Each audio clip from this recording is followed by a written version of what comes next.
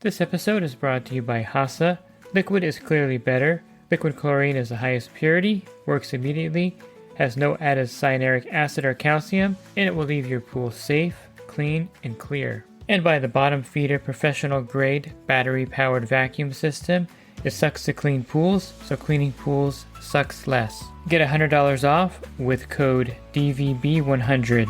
This episode is brought to you by Skimmer, the #1 pool service software in North America.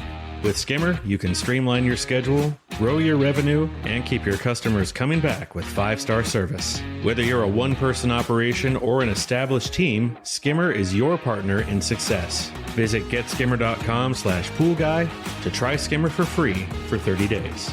The Pool Guy Podcast Show. The Pool Guy Podcast Show.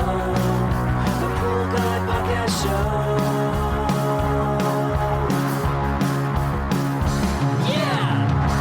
Hi, welcome to the Pool Guy Podcast Show. In this episode, I'm going to talk to you about phosphates. I'm going to cover what are phosphates, the effect on the pool, ways to treat pools with high phosphates, and ways to actually know if the pool has a phosphate problem or not. Are you a pool service pro looking to take your business to the next level? Join the Pool Guy Coaching Program. Get expert advice, business tips, exclusive content, and get direct support from me. I'm a 35-year veteran in the industry. Whether you're starting out or scaling up, I've got the tools to help you succeed. Learn more at swimmingpoollearning.com. So what exactly are phosphates? Phosphates are a naturally occurring chemical compound, and they contain phosphorus and oxygen, and this is the primary nutrient for algae. Algae has different food sources, and I would say that phosphates are their primary food source. And therefore, if you have phosphates in the water, you more than likely are going to have algae in the water because there's food in that water to feed the algae. Now, how does phosphate actually enter the pool? And this is kind of interesting because, back when I first started, there was no phosphate removers and no one talked about phosphates whatsoever. But it's becoming more and more of a problem, of course, because now we have phosphate removers, and we do know that phosphates are a real issue in pool water. And there can be a number of sources where the phosphates enter the pool. If you're in a more rural area, it could just be, the fertilizer blows with the wind. It could be a few houses over. It could be, of course, when the gardener puts some fertilizer on the grass. These all wash into the pool, get blown into the pool, and that raises the phosphate level. There is some organic phosphates also when leaves fall in the pool. I don't think that would be the main source, nor fertilizer in some cases, unless you have a lot of, if you're in an area where people are using a lot of fertilizer. But it can be airborne and it can blow from pretty far away. One of the main sources, I think, where the phosphates enter the water, this is something that Terry Arco talked about in the early days of phosphate removers, is from the treatment of water. They use the phosphates in water treatment. They introduce orthophosphates into the water supply to maintain the copper pipes that are, in use today. And so a lot of this, in my area, we use well water. So we have a lot of the phosphates coming into the pool from this source. It doesn't take a lot of phosphates.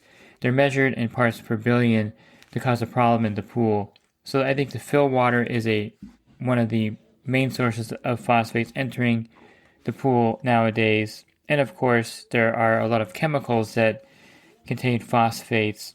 Any kind of pool tile cleaner or any kind of soap has phosphates in it. So you're adding phosphates and you're using these products. And of course, a lot of the chemicals that are used to manage the sequestering agents, I should say, for metals have phosphates as well.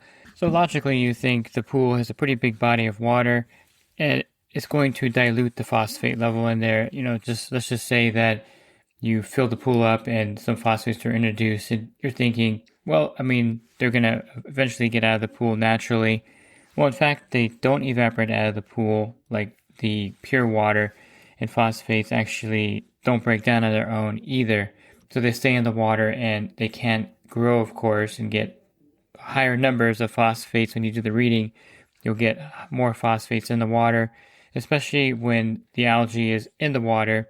It's kind of like one of those circle of life things where the more algae, the more phosphates, and things start to get out of control pretty rapidly in a pool that has even a small phosphate level.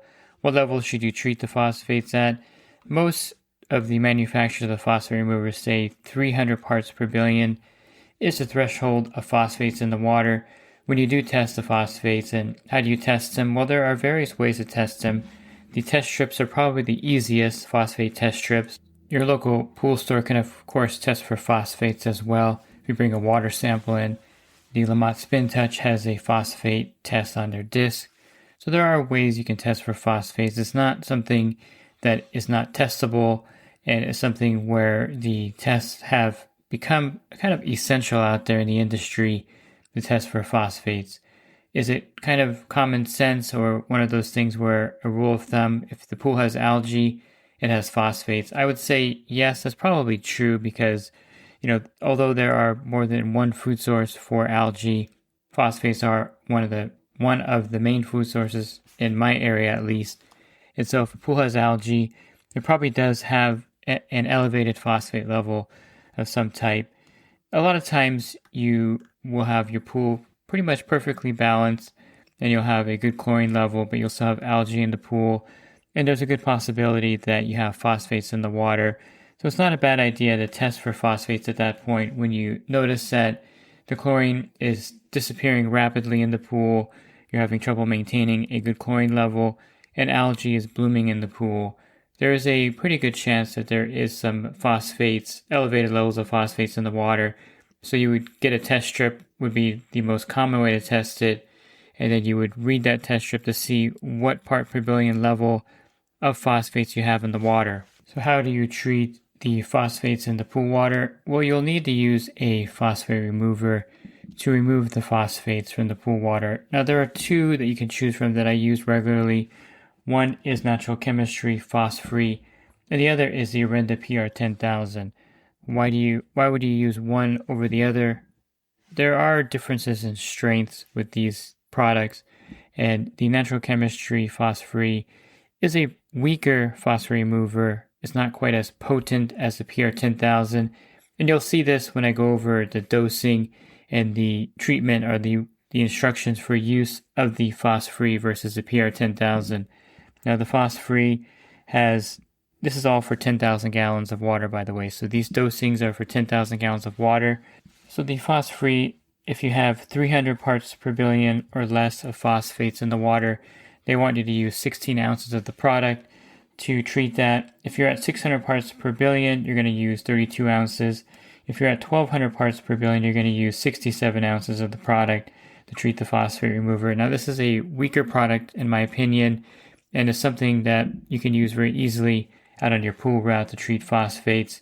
And it does a pretty good job of treating the phosphates. You're just using a lot of product to treat it because it doesn't have the potency of some stronger ones. Now, besides the Orenda PR10000, I think the Biodex makes a pretty strong phosphate remover, and so does C-Clear. C-Clear is the same company as Natural Chemistry, but they do have a stronger phosphate remover, and they do have a Phos-Free Max also, which is a stronger phosphate remover. But the PR10000 would be my choice for you if you have a higher phosphate level in the pool. For example, if you have a phosphate level of 500 to 1,000 parts per billion, you would just need 4 fluid ounces of the PR10000 in the pool. If you have a phosphate level of 1,000 to 2,000 parts per billion, you would use 8 fluid ounces per 10,000 gallons of water. And the instructions also specifically state you don't want to use more than 8 ounces at a time in 10,000 gallons of water. So if you have a 20,000 gallon pool, of course you can use 16 ounces safely in that pool without overdosing. And believe me, you can overdose on phosphate remover, and it causes a lot of dropout, causes high filter pressure, and it causes all kinds of problems. So you don't want to, of course, overdose on the lanthanum that's in the phosphate remover. It can have a pretty bad chemical reaction where the pool gets really cloudy. The filter pressure again rises dramatically. And part of the treatment, of course, is cleaning the pool filter after the treatment, because the filter PSI should rise with all the phosphates that have been trapped in the filter. and you're going to have to clean that filter out to drop the PSI back down as part of the treatment. And so, of course, you're going to have to charge for phosphate removal treatment because there are some steps involved besides just adding the product to the pool.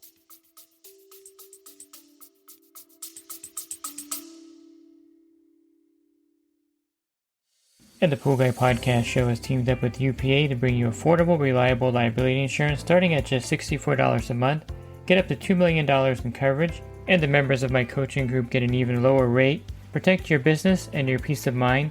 Sign up with UPA today by clicking the link in the podcast description. So you should see a dramatic drop in the phosphate level from week to week using the phosphate remover in the pool. You're going to eliminate the algae's food source, which means that the algae in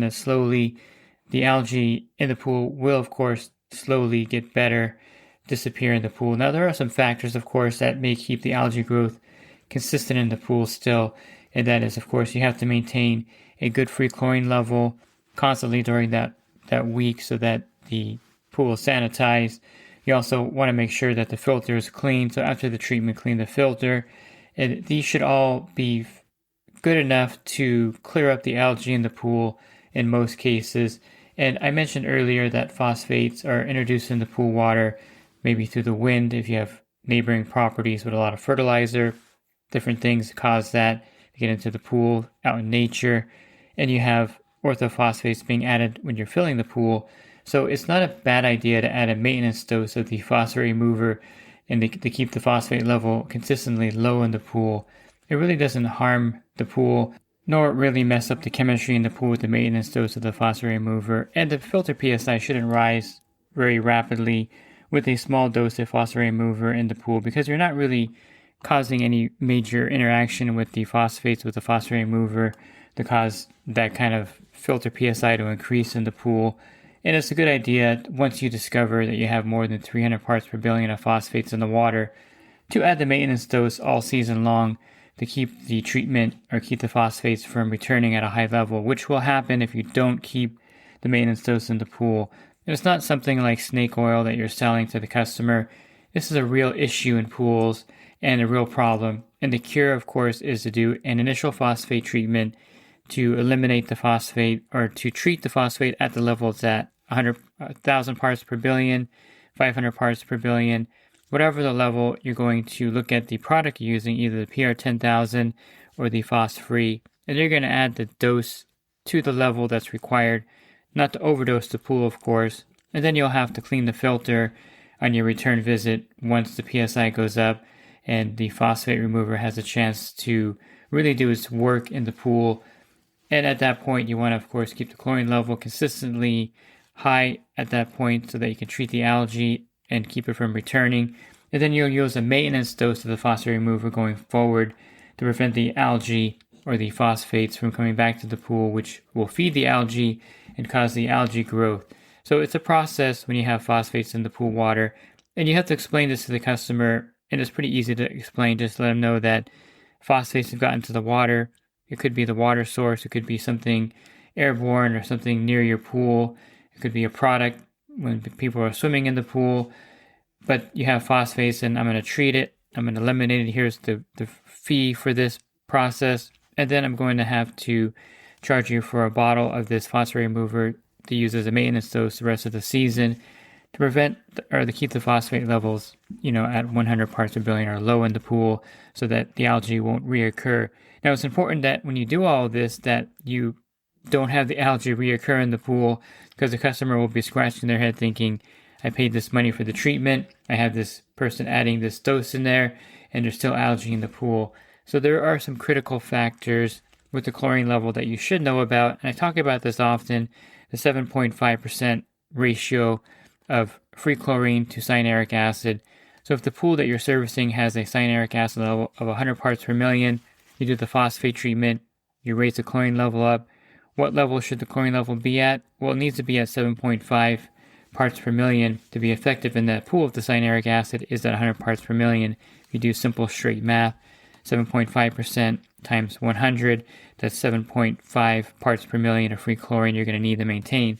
So one of the dangers here is that you treat the pool and then the free chlorine level is not kept at the level it should be kept at based on the cyanuric acid level, and algae could reappear in that pool. Now, it's going to be harder for it to reappear in the pool if you have the phosphate treatment going. I'll grant you that. And I consider the phosphate remover a chlorine enhancer in some sense and fashion, because it does eliminate the food source for the algae, I should say, and it does help allow you to keep a chlorine level and keep it maintained at a pretty good level in the pool. But you have to remember the ratios here that you're dealing with, and you do not want the algae reappearing in the pool after the treatment, because then the customer is going to question, of course, the whole process and the whole phosphate remover treatment that you did in their pool. There are also a few other costs involved with the phosphate treatment of the pool, because when you first discover this problem, you're going to have to keep raising the chlorine level up to a higher level, shocking the pool, treating the algae. So there is an algae treatment a process that you're going to go through with the customer. And depending on your business model, you may have to charge the customer for the algae treatment. You may absorb it, and it's one of those things where some people, and this does kind of work sometimes, where you have a couple pools that use a lot of chlorine, or you have a lot of pools that don't require a lot of chlorine. So it kind of evens out on your route. The maintenance dose evens out. And I do believe this is true. But if the pool is a problem where you're using a lot of chlorine and you're trying to balance the water, keep the chlorine level high while you're doing the phosphate treatment, you may have to charge the customer during the phosphate treatment a higher rate to cover all the chlorine that you added prior to this.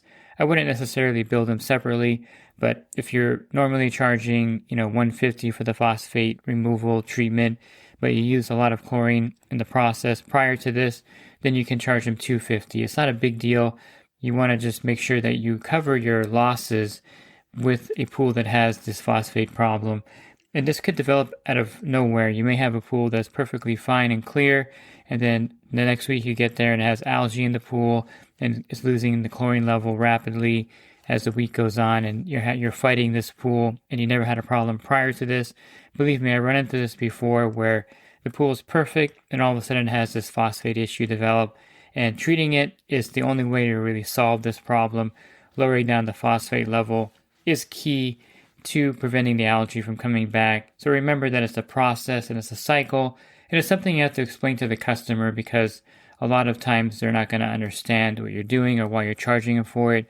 So the process is effective, and it is a process that you're going to have to implement to get rid of the high phosphate levels in the pool. If you're looking for other podcasts, you can find those by going to my website, swimmingpoollearning.com. On the banner, there's a podcast icon. Click on that, and there'll be a drop-down menu of over 1,900 podcasts to listen to at your leisure. And if you're interested in the coaching program that I offer, you can learn more at poolguycoaching.com. Thanks for listening to this podcast. Have a great rest of your week, and God bless. This episode is brought to you by HASA, providing products that deliver clean, healthy water for every aspect of everyday life. The bottom feeder battery-powered vacuum system, portable, powerful, and only weighs 12 pounds. And Skimmer. Get Skimmer, America's #1 pool service software. Podcast listeners can try Skimmer for free at getskimmer.com/poolguy.